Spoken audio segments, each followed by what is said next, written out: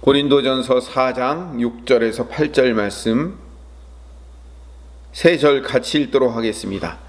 형제들아, 내가 너희를 위하여 이 일에 나와 아볼로를 들어서 본을 보였으니 이는 너희로 하여금 기록된 말씀 밖으로 넘어가지 말라 한 것을 우리에게서 배워 서로 대적하여 교만한 마음을 가지지 말게 하려 함이라.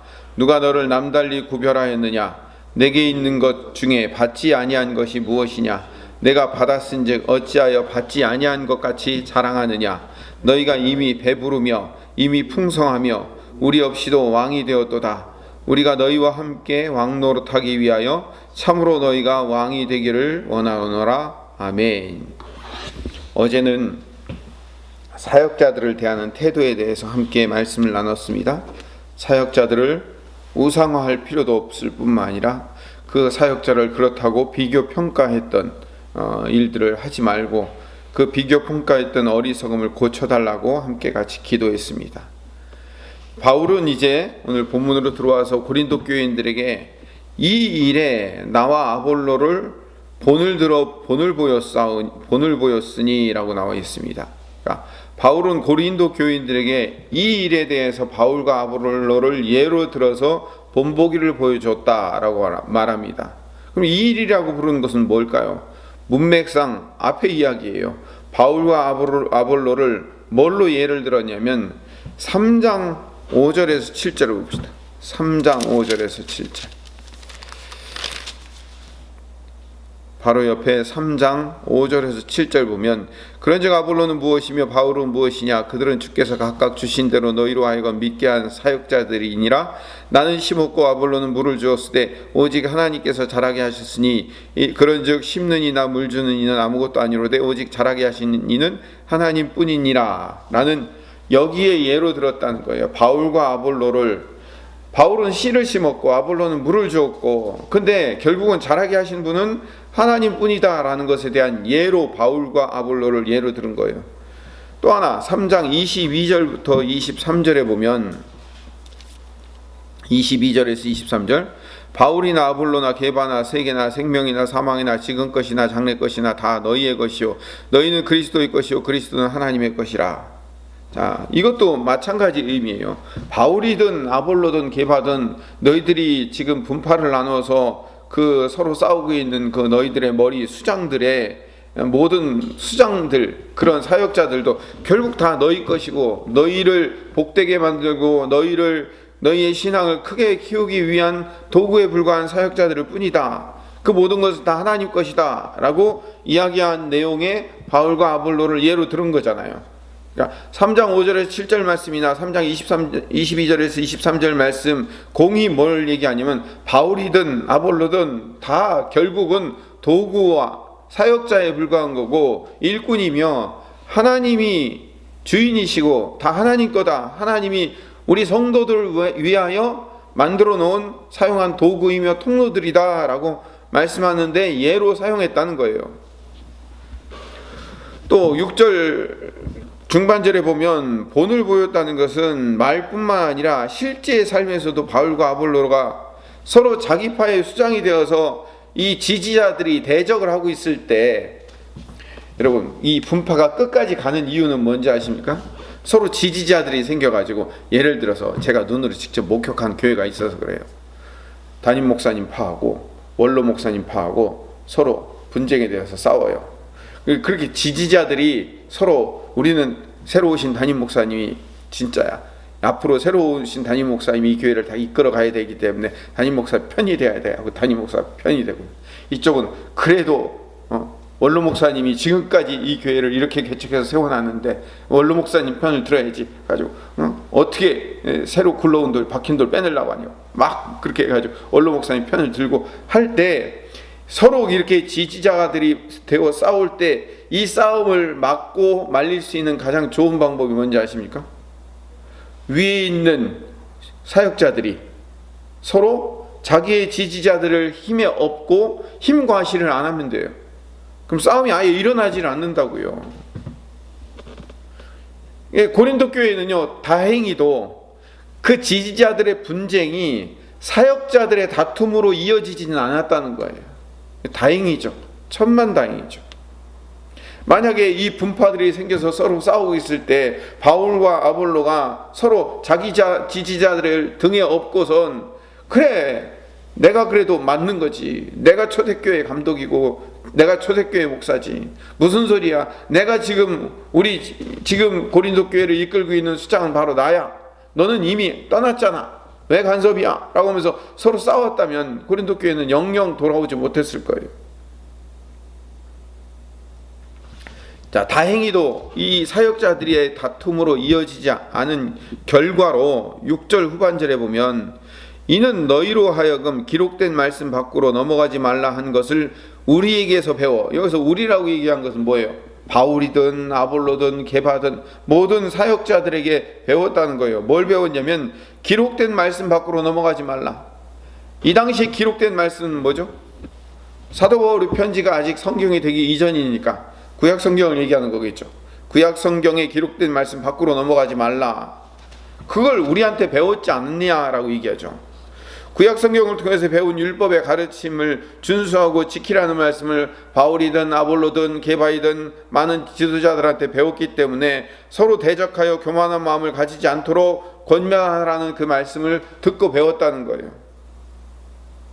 물론 바울과 아볼로에게 구약의 율법의 어떤 말씀을 구체적으로 배웠는지에 대한 이야기는 서신에서 밝혀지지 않습니다만은, 그러나 구약의 율법에서도 형제들끼리 서로 대적하면서 싸우지 말고 교만한 마음을 가지지 말고 서로 잘났다고 옳고 그름을 평가하고 비교하고 따지지 말아야 된다는 그 기본 태도는 다 배웠을 겁니다.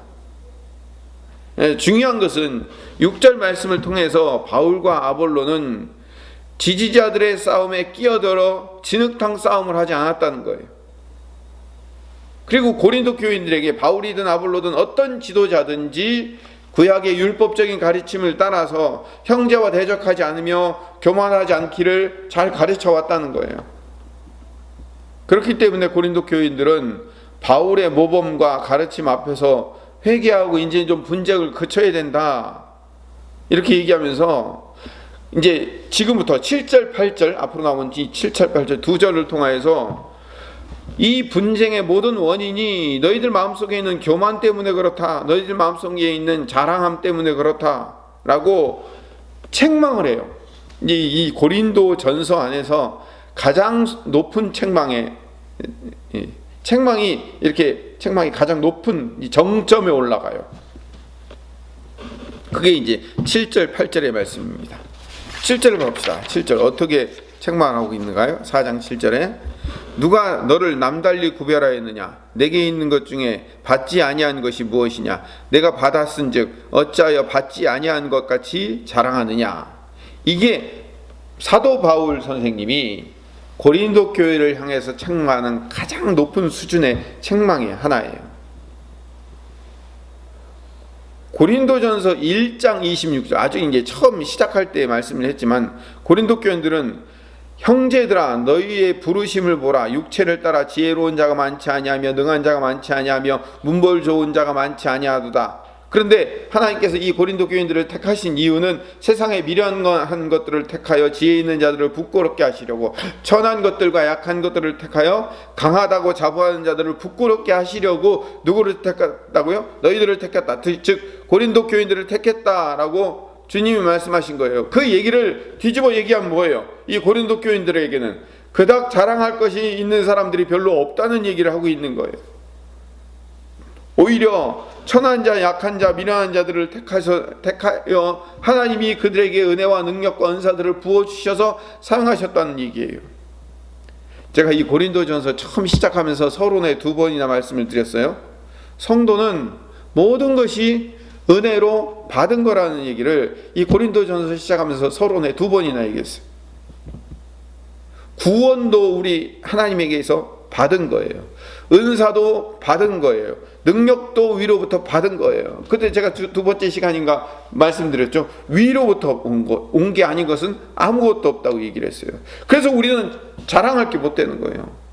욥이 자기 인생의 모든 자녀들과 재물들을 다 빼앗겨서도 욥이 뭐라고 고백해요? 내가 원래 빈손으로 왔기 때문에 빈손으로 가는 거 당연한 거 아닙니까? 라고 고백할 수밖에 없는, 왜? 다 위로부터 왔기 때문에. 성도가 내가 원래부터 구원을 얻을 수 있는 자격과 조건이 있었기 때문에 하나님이 이뻐가지고 구원을 준 게 아니고, 우리에게 은사나 능력을 받을 수 있는 어떤 노력과 열심과 이게 있기 때문에 우리에게 준 것이 아니라 하나님이 우리에게 은혜로 부어주셨기 때문에, 그래서 7절에 다시 말씀하는 거예요. 내게 있는 것 중에 받지 아니한 것이 무엇이냐? 바울이 경고하는 거예요. 다 위로부터 하나님이 우리에게 은혜로 주셔서 지금 받아 누리는 게 아니냐. 너의 구원, 너의 재능,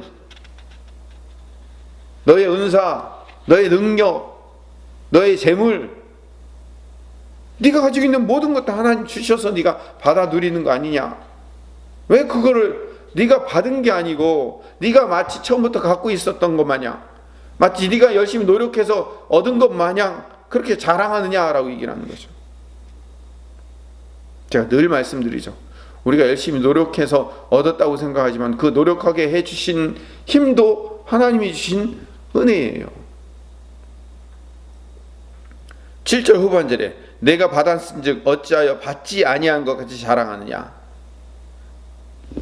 위로부터 온 것이라는 절대적인 신앙의 기초가 세워지지 않으면 우리는 늘 내가 가진 것, 내가 받은 것, 내가 지금 누리고 있는 것을 자랑하려고 그래요. 원래 내 것인 것처럼 자랑하려고 그래요. 그리고 그 자랑하던 것이 만약에 없어지면, 원래 갖고 있었는데 그걸 빼앗긴 것처럼 원망하고 불평하는 거예요. 마치 내가 원래부터 그걸 갖고 있었던 것 마냥 불평하면서 하나님 도로 채워놓으라고 항변하는 거예요. 어리석은 자가 되는 거죠. 주신 분도 여호와시고 가져가신 분도 여호와시라는 그 근본적인 개념을 이해하지 못하면, 조금 누리고 있다가 하나님이 도로 가져가시거나 조금 누리고 있던 것이 없어졌을 때, 왜 내가 이걸 없어졌냐고, 하나님 어떻게 하면 나한테 이렇게 하실 수 있냐고, 이렇게 나온다고요. 그러니까 내가 가지고 있는 것을, 내가 취하고 있는 것, 내가 누리고 있는 것을 자랑한다는 것 자체가 위로부터 선물로 은혜로 받았다는 사실을 망각하는 행동이라는 거예요. 제가 어제도 말씀드렸죠. 바울의 위대하고 바울의 서신이, 바울의 이 편지들이 성경이 될 수 있으며 하나님의 말씀이 될 수 있는 이유가 바로 여기에요. 바울은 모든 것을 하나님 중심적으로 생각하고 있어요. 하나님은 바울은 절대로 이 부분에서 밀리지를 않고 있어요. 어떤 것이든 난 위로부터 하나님으로부터 받은 것이다 라는 이 확신과 믿음에서 절대로 바울은 요동하지 않고 밀리지 않는다니까요. 그렇기 때문에 이 바울의 생각이 담긴 이 편지들이 성경이 된 거예요. 물론 그렇게 만드신 분은 성령 하나님이시지만. 8절 한 절 더 읽고 정리를 하겠습니다. 8절 보면 너희가 이미 배부르며 이미 풍성하며 우리 없이도 왕이 되었도다. 우리가 너희와 함께 왕노릇하기 위하여 참으로 너희가 왕이 되기를 원하노라 라고. 이게요, 무슨 말이냐면, 약간 사도 바울이 고린도 교인들을 향해서 약간 비아냥거리는 그런 의미가 약간 들어가 있어요. 고린도 교회들은 각각의 사역자들을 우상처럼 숭배하면서 분파로 나뉘어 싸우면서 결국 자기들 스스로 왕이 되어서 자기 마음대로 판단하고 비교하고 평가하면서 자기들이 왕이 되었어요. 그래서 왕 노릇하는 거예요. 여러분, 왕이 하는 일이 뭐죠? 심판하는 일이잖아요. 그러니까 솔로몬이 왕이 되어서 제일 먼저 뭐 해요? 심판하고 판단하잖아요. 재판하잖아요. 솔로몬이 하나님에게 뭘 구해요? 지혜를 주어서 재판할 수 있도록 해달라고, 이 백성들을 잘 재판할 수 있도록 해달라고 하잖아요. 왕이 하는 일은 재판하는 일이에요. 스스로 네가 왕이 되었도다라고 하는 얘기는 뭐예요? 내가 왕이 되어서, 내가 심판자가 되어서 사람들을 뭐 하는 거예요? 재판하고 재단하고 판단하는 거예요. 바울 너는 뭐 생긴 것도 그렇고 안 돼. 이거 뭐 해? 아볼로 너는 뭐 어떻게 해서 안 돼. 라고 해요. 그래서 내가 내 생각대로 재판하고 판단하고 심판하는 거예요. 이 바울의 비아냥을 이 고린도 교인들을 향해서 비아냥하는 거예요. 바울이 고린도 교인들을 무시하는 차원에서 하는 얘기가 아니라 이렇게 하거든요. 너희들이 참 왕노릇 하고 있네. 우리도 좀 왕노릇 좀 해봤으면 좋겠네요. 이 얘기예요 지금. 왜 그러냐면요, 바울의 사역자의 삶은 왕 노릇하는 삶과는 전혀 다른 삶이기 때문에 그래요. 내일 할 거지만, 내일은 이제 여러분 오시지 않고 제가 내일은 토요일은 그냥 녹화해가지고 새벽 5시 반에 올리겠습니다. 그럼 여러분들이 인터넷으로 핸드폰이나 TV로 보시면 되는데, 내일 우리가 읽은 본문이지만 잠깐 9절에서 13절 보면, 내가 생각하건대 하나님이 사도인 우리를 죽이기로 작정된 자 같이 끄트머리에 두셨음에 우리는 세계고 천사와 사람에게 구경거리가 되어도다. 우리는 그리스도 때문에 어리석으나 너희는 그리스도 안에서 지혜롭고, 우리는 약하나 너희는 강하고, 너희는 존귀하나 우리는 비천하여 바로 이 시각까지 우리가 줄이고 목마르며 헐벗고 매맞으며 정처가 없고, 또 수고하며 친히 손으로 일을 하며 모욕을 당한즉 축복하고, 박해를 받은즉 참고, 비방을 받은즉 권면하니 우리가 지금까지 세상에 더러운 것과 만물의 찌꺼기같이 되었도다 라고 얘기해요. 사도 바울은 어떤 삶을 살았어요? 늘 저 아래의 삶을 살았어요. 늘 섬기는 삶을 살다 보니까 그렇게 된 거예요. 왜 사도 바울이 비천한 삶을 살 수밖에 없어요? 스스로 그로 들어간 거잖아요. 교인들을 섬기려고 하다 보니까 핍박과 환난을 받고, 그 핍박과 환난 속에서도 예수 그리스도의 복음을 전하려고 하다 보니까 늘 그런 삶을 살 수밖에 없는 거예요. 그런데 이 고린도 교인들은요, 늘 왕이 되어서, 늘 높은 자리에서, 늘 자신이 중심에 서서 일하고 싶은 마음 가운데 살고 있다는 거예요. 8절 안에는 이런 의미도 담겨져 있어요. 어떻게 하다 너희들이 그렇게 왕노릇하면서 사는 자가 되었냐?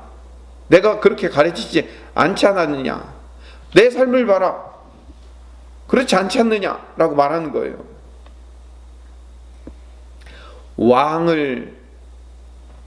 우리는, 성도는요, 왕이신 예수 그리스도를 섬기는 자로 사는 사람이지 스스로 왕이 되는 자가 아니라는 것을 여러분들이 너무나도 잘 알 겁니다. 고린도전서 2장 16절에 바울의 일행이 그리스도의 마음을 가졌다고 얘기해요. 우리는 그리스도의 마음을 갖고 있다. 그리스도의 마음이 뭐예요? 그때 2장 할 때도 말씀드렸지만, 그리스도의 마음이라는 것은 십자가의 마음이에요. 십자가를 지는 마음. 그 그리스도의 마음, 십자가를 지는 마음, 낮아지는 마음을 위해서, 십자가의 마음이라는 것은 창조주의 본질 되신 그 예수님이 이 땅에 우리를 구원하기 위해서 와서 이 땅에서 낮은 자 천한 자로 십자가에 못 박혀 죽으시는 마음이에요. 그 그리스도의 마음을 가졌다고 바울이 얘기하거든요. 빌립보서 2장을 찾고 마칩시다. 빌립보서 2장 1절 8절까지 제가 읽어보겠습니다. 여러분들 눈으로 따라와 주시기 바랍니다. 빌립보서 2장 1절.